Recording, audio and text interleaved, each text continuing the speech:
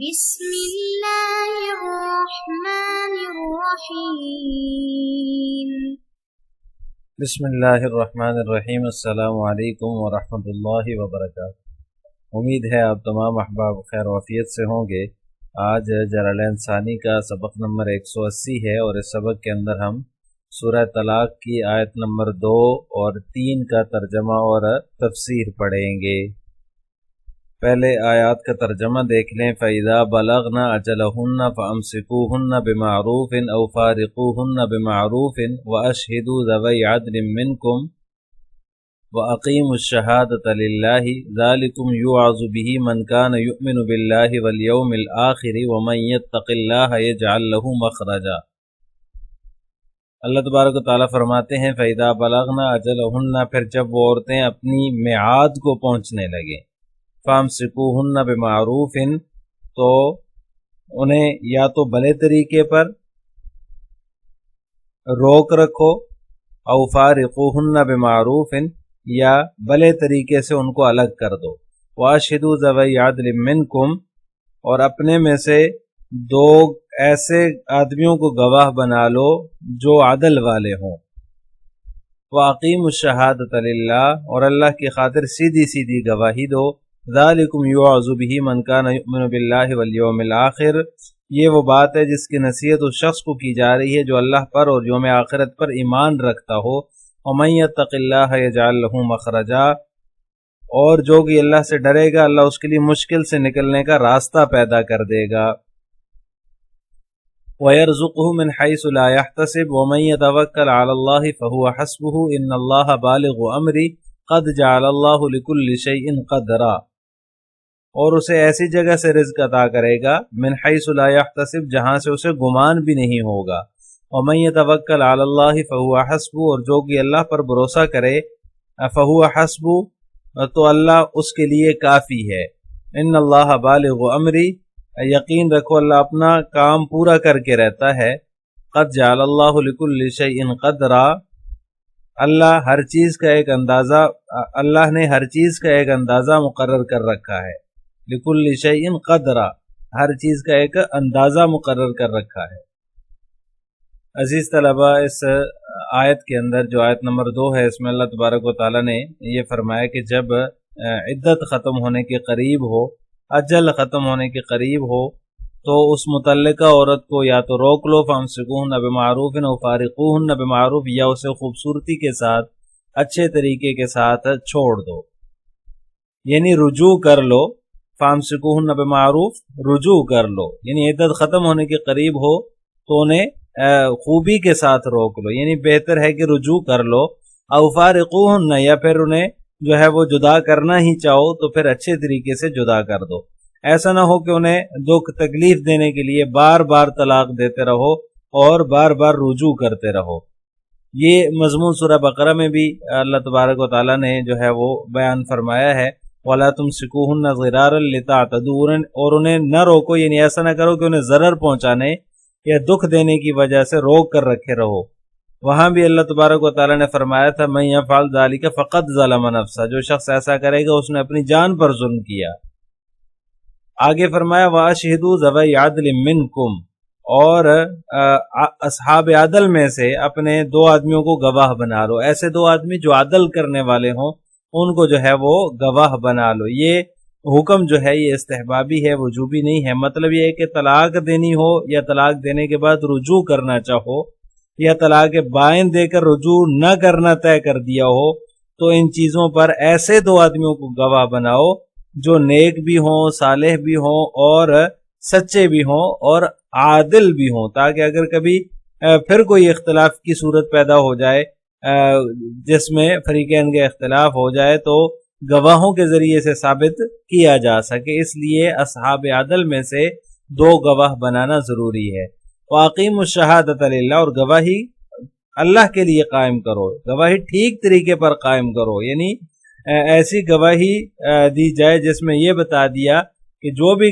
ایسی گواہی ہونی چاہیے، اللہ تبارک و تعالیٰ یہ بتانا چاہ رہے ہیں کہ جس میں اللہ کی رضا کے لیے، جس کے ذریعے مظلوم کا حق اسے مل جائے، ایسی گواہی دو، اللہ کی رضا کے لیے ہو، اہل دنیا میں سے کسی کے دباؤ میں آ کر جھوٹی گواہی نہ دو، وَأَقِیمُوا الشَّهَادَةَ لِلَّهِ، اللہ کے لیے گواہی دو، اللہ کی رضا کے لیے گواہی دو۔ اسی طرح اللہ کی رضا کے لیے گواہی دینے میں یہ بھی شامل ہے کہ اجرت لے کر گواہی نہ دو، گواہی دینے پر اجرت لینا یہ جائز نہیں ہے۔ البتہ آنے جانے کا جو خرچہ ہوتا ہے، گواہی دینے کے لیے عدالت جانا ہے، وہاں سے واپس آنا، وہ خرچہ لیا جا سکتا ہے۔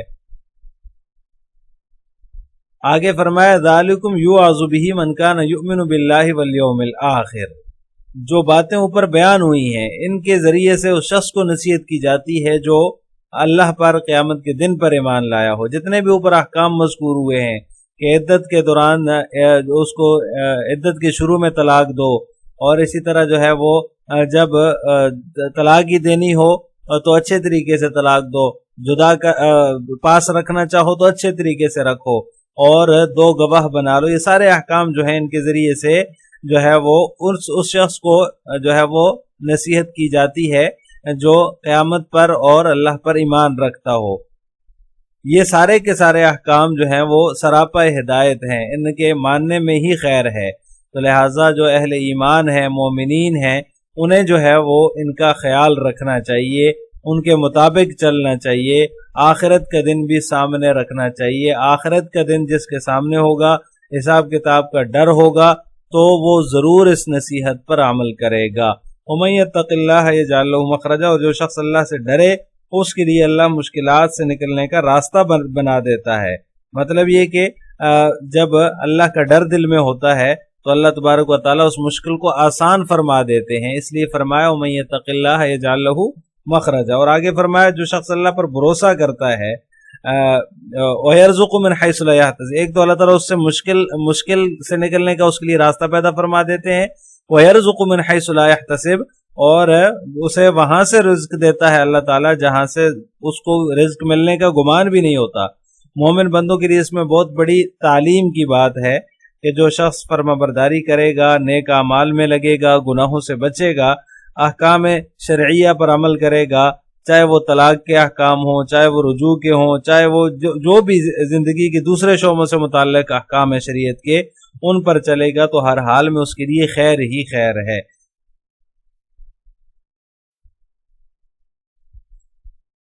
تقوی اختیار کرنے والوں کے لیے اللہ تعالیٰ نے 2 جو ہے وہ وعدے کیے ہیں۔ پہلا شخص وہ ہے جو تقوی اختیار کرتا ہے تو اس کو پہلا انعام اور پہلا وعدہ اللہ تعالیٰ اس سے یہ کرتے ہیں کہ اللہ تعالیٰ اس کو کوئی نہ کوئی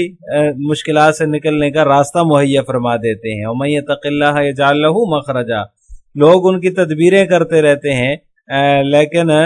دنیا میں جو ہے وہ مشکلات پیش جو آتی ہیں ان کی تدبیریں کرتے رہتے ہیں اور ان سے نکلنے کا راستے تلاش کرتے ہیں، لیکن گناہوں کے ذریعے سے ان کو جو ہے وہ ہٹانے کی کوشش کرتے ہیں اس مشکل کو، لیکن پھر بھی مشکلات میں پھنسے رہتے ہیں۔ تو اللہ تبارک و تعالیٰ نے یہ وعدہ کر لیے کہ جو شخص تقوی اختیار کرے گا یتق اللہ، تو اللہ تبارک و تعالیٰ اس کے لیے مشکلات سے نکلنے کا راستہ پیدا فرما دے گا۔ حضرت ابن عباس رضی اللہ تعالیٰ عنہما سے مروی ہے، وہ فرماتے ہیں کہ ان کے پاس ایک شخص آیا اور اس نے کہا کہ میں نے اپنی بیوی کو 3 طلاقیں دے دی ہیں، کیا کوئی رجوع کرنے کی صورت ہے؟ تو حضرت ابن عباس رضی اللہ تعالیٰ عنہما نے فرمایا کہ تم لوگ جو ہے وہ حماقت کا کام کرتے ہو، پھر کہتے ہو اے ابن عباس اے ابن عباس۔ اللہ تعالیٰ فرماتا ہے وَمَن يَتَّقِ اللَّهَ يَجْعَل لَّهُ مَخْرَجًا، اور فرمایا کہ اے سائل تو اللہ سے نہیں ڈرا، میں تیرے لیے ایک مشکل سے نکلنے کا راستہ نہیں پاتا، تو نے اللہ کی نافرمانی کی، تیری عورت تجھ سے جدا ہو گئی۔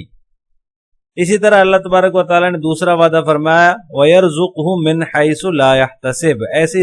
جگہ سے رزق ملے گا جہاں سے رزق کے ملنے کا گمان بھی نہیں ہوگا۔ یہ دونوں وعدے جو ہیں یہ دنیا سے متعلق ہیں اور آخرت سے بھی متعلق ہیں۔ تقوی اختیار کرنے والے کے لیے دنیا میں بھی خیر ہے، مشکلات سے چھٹکارا ہے، اور اسے ایسی جگہ سے رزق ملتا ہے جہاں سے اس کو خیال بھی نہیں گزرتا، اور یہ ساری آزمائی ہوئی باتیں ہیں، ایسا نہیں ہے کہ جو ہے وہ آپ کہیں کہ ویسے ہی ایک بات ہے، اللہ تعالیٰ انتظام فرماتے ہیں۔ حضرت ابو ذر رضی اللہ تعالیٰ عنہ سے رسول اللہ صلی اللہ علیہ وسلم نے ارشاد فرمایا بے شک میں ایک ایسی آیت جانتا ہوں اگر لوگ اس پر عمل کر لیں تو ان کے لیے کافی ہو جائے، اور وہ آیت ہے وَمَن يَتَّقِ اللَّهَ يَجْعَل لَّهُ مَخْرَجًا وَيَرْزُقْهُ مِنْ حَيْثُ لَا يَحْتَسِبُ۔ وَمَن يَتَوَكَّلْ عَلَى اللَّهِ فَهُوَ حَسْبُهُ، اس سے آگے فرمایا جو اللہ پر بھروسہ کرتا ہے تو وہ اس کے لیے کافی ہے۔ اس سے پہلے جو ہے وہ متقی کے لیے غیبی مدد کا وعدہ تھا، جو ہے وہ رزق کا وعدہ فرمایا تھا، اور اس جملے میں وَمَن يَتَوَكَّلْ عَلَى اللَّهِ فَهُوَ حَسْبُهُ، اس میں توکل کرنے والوں سے خیر کا وعدہ فرمایا ہے کہ جو شخص اللہ پر بھروسہ کرے اس کے لیے یہ کافی ہے، یعنی اللہ اس کے لیے کافی ہے۔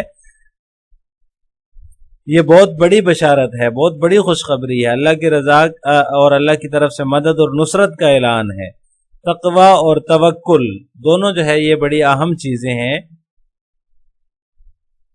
حضرت عمرو بن العاص رضی اللہ تعالیٰ عنہما سے مروی ہے، رسول اللہ صلی اللہ علیہ وسلم نے ارشاد فرمایا انسان کا دل ہر وادی میں کچھ نہ کچھ مشغول رہتا ہے،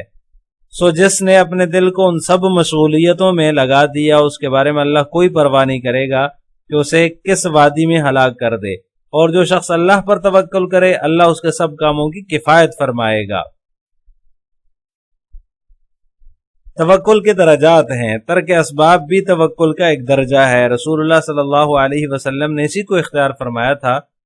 کہ میری طرف یہ وحی نہیں کی گئی کہ میں مال جمع کروں اور تاجروں میں سے ہو جاؤں، بلکہ میری طرف یہ وحی کی گئی، آپ صلی اللہ علیہ وسلم نے ارشاد فرمایا فَسَبِّحْ بِحَمْدِ رَبِّكَ وَكُن مِّنَ السَّاجِدِينَ وَاعْبُدْ رَبَّكَ حَتَّى يَأْتِيَكَ الْيَقِينُ، اپنے رب کی حمد کے ساتھ اس کی تسبیح بیان کیجئے اور سجدہ کرنے والوں میں سے ہو جائیے اور موت آنے تک اپنے رب کی عبادت کیجئے۔ تو اسباب اختیار کرتے ہوئے بھی بندہ متوکل ہو سکتا ہے، یہ نہیں کہ ترک اسباب کا نام ہی توکل ہے۔ جس طرح ترک اسباب جو ہے کا نام توکل ہے، اس طرح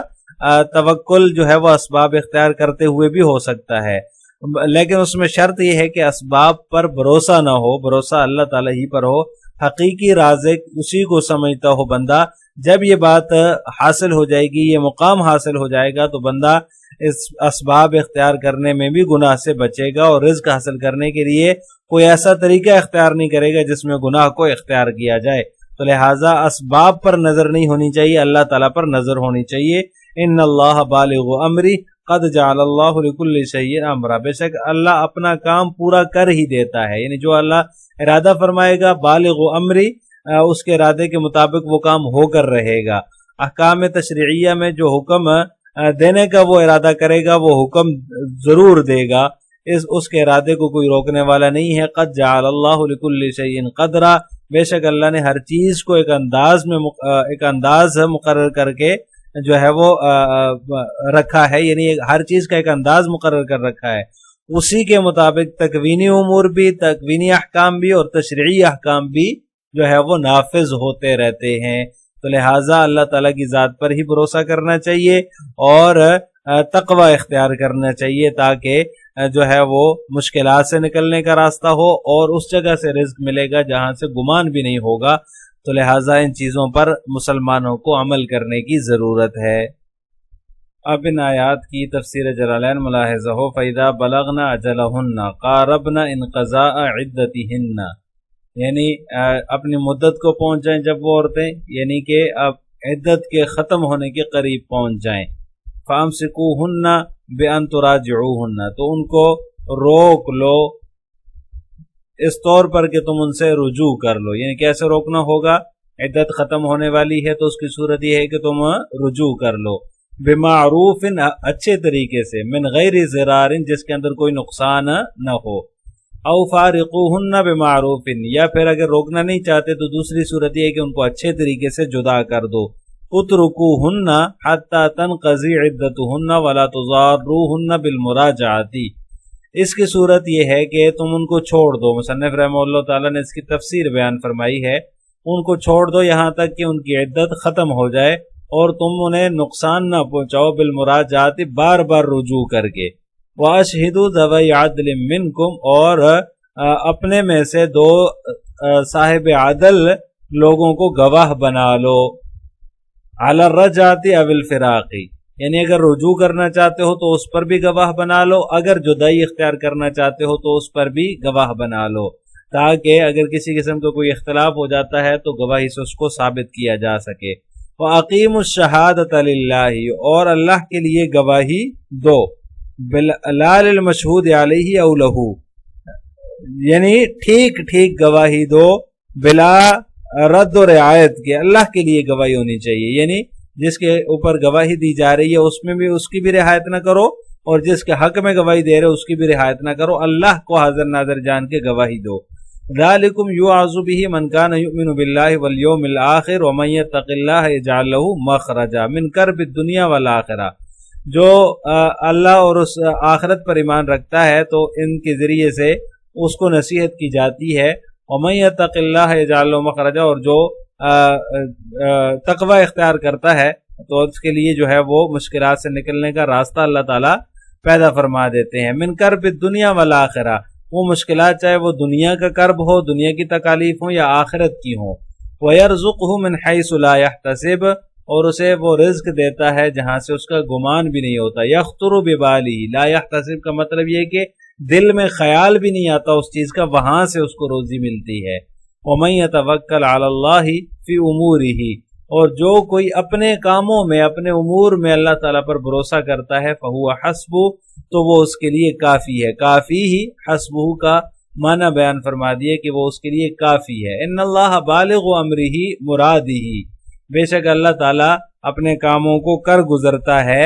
مرادہ یعنی پورا کر دیتا ہے۔ اپنے کاموں میں ہر شے اللہ تعالیٰ نے ہر شے کا اللہ تعالیٰ اپنا کام یعنی مراد پوری کر کے رہتا ہے۔ اپنا کام سے مراد یہ ہے کہ اپنی مراد کو پورا کر کے رہتا ہے۔ وفی قراءۃ بالاضافۃ، اور ایک قراءت میں اضافت کے ساتھ ہے، قد جعل اللہ لکل شیء قدرا، اللہ تعالیٰ نے ہر چیز کے لیے کرخاء و شدت، جیسا کہ فراخی ہے اور شدت ہے یعنی کہ تنگی ہے۔ قدرا ایک جو ہے وہ قدرہ یعنی کہ ایک میقاتن، ایک وقت مقرر کر رکھا ہے، یعنی ہر ایک چیز کا ایک وقت مقرر ہے اللہ کے ہاں، چاہے وہ مصیبت ہو، چاہے وہ تنگی ہو، چاہے وہ فراخی ہو، کوئی بھی چیز ہو، اللہ تعالیٰ نے ہر چیز کا ایک وقت مقرر کر رکھا ہے۔ السلام علیکم ورحمۃ اللہ وبرکاتہ۔